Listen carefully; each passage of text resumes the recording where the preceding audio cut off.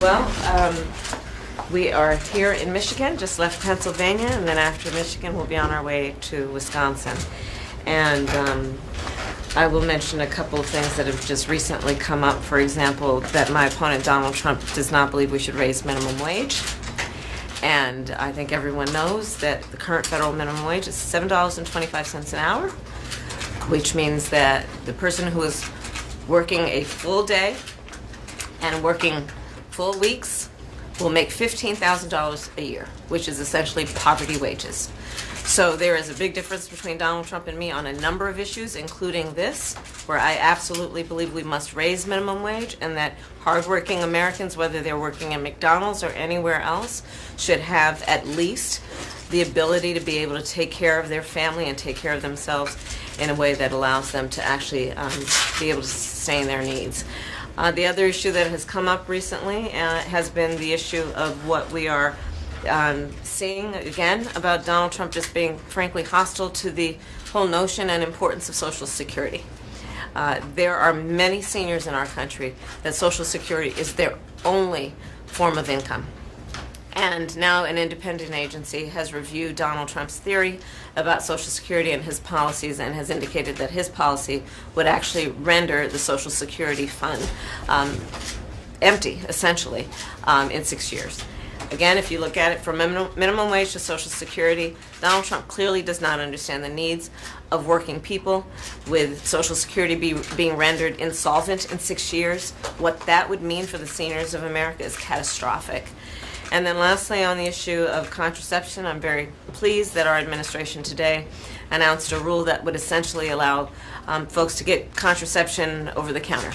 And as we know, my policy is about making sure that Americans have what they need in terms of their reproductive health. And Donald Trump, you just look at his his Project 2025, would actually restrict access to contraception, which would just contribute to the public health crisis he's already created. I'll take any questions. I'm going to start with Erica Green of the New York Times. Madam President, Vice President, sorry, I'm sorry. Could you please speak to your messaging today, particularly as you go through the suburbs? You're trying to reach swing voters. Among them are women, white women, who voted for Donald Trump in the last two elections. Can you talk about your messaging to them and what you're hoping will break through today? So today I am spending the day with former Congresswoman Liz Cheney.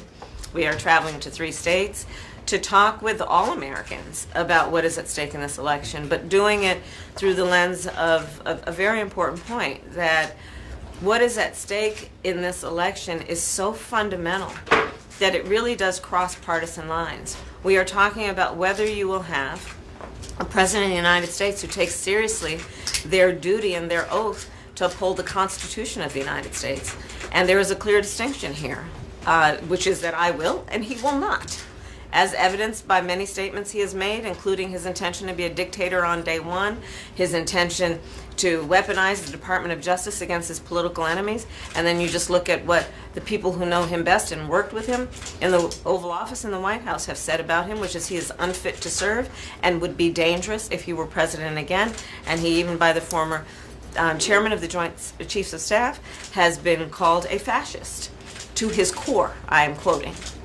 So what we are talking with folks about today is what I've been talking with folks about since I've been on the campaign trail these last 70-odd days, which is this is a choice for the American people. And it is a choice between whether we're going to chart a new way forward that turns the page on the division, the hate, the chaos of Donald Trump, but also, and maybe even more fundamentally, do we have a President of the United States who stands behind the seal of the President of the United States, taking seriously their oath and their duty to uphold the Constitution of the United States and abide by the rule of law? And so I'm out here talking with folks to remind them of what's at stake. And I'm very pleased and honored that so many people are showing up to these events to have this conversation, because I think they know, regardless of who they voted for in the last election and the party with which they're registered to vote, on some issues, we just have to all be Americans and put party aside. We're going to go to Colleen at the AP. Hi, Madam Vice President. Do you think that Republican voters, and specific women voters, will be more likely to vote for you because of the fall of Roe? And are the Republican votes key to winning the blue wall states? So I look at what happened in the midterms and in special elections to guide my thinking about this issue. And what we saw is in so-called red states and so-called blue states, when the issue of the freedom of a woman to make decisions about her own body is on the ballot, the American people vote for freedom, regardless of the party with which they're registered to vote. And I do believe it is such a fundamental issue, which is understanding you don't have to abandon your faith or deeply held beliefs to agree the government should not be telling women what to do with their body. So I do believe it is a compelling issue, especially when we consider the fact that for so many of us, our daughters are going to have fewer rights than their grandmother. And America's strength, one of the attributes of our progress has been the expansion of rights, not the restriction of rights. And that's what we're seeing happen, and it has happened because Donald Trump created this situation when he's hand-selected 3 members of the United States Supreme Court with the intention they would undo the protections of Roe versus Wade, and they did as he intended. We have time for one more. Andrea at Reuters. Right here. Hi. So Elon Musk is giving away $1 million a day to voters who sign a petition. Do you have concerns about that in the context of law, the sort of legal framework around elections? And secondly, a Reuters investigation has shown something like 300 cases of political violence already in the run-up to the election. Can you just address what can be done and what the federal government can do to push back against that? Well, on the first point, I think people are looking into that. On the second point, When you say people, do you mean the U.S. government? I mean, I hear that folks are looking into it just based on the stuff you all are reporting. On the second point, there should be no place in America where we are seeing political violence. And sadly, we have seen, if we just look back to January 6th, when that occurred in a way that was most shocking and brought on because, of course, of Donald Trump, who incited a mob, a violent mob, that attacked the United States Capitol, wherein over 140 uniformed law enforcement officers were injured and some were killed. And where Donald Trump has still yet to acknowledge the travesty of that day and the political violence that occurred that day.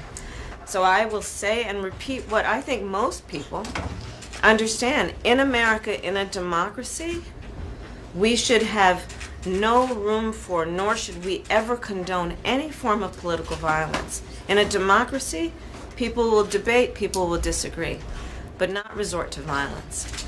And everyone should speak out about that, including and especially anybody who's running for president of the United States. Thank you, All Madam right, Vice thank you all. President.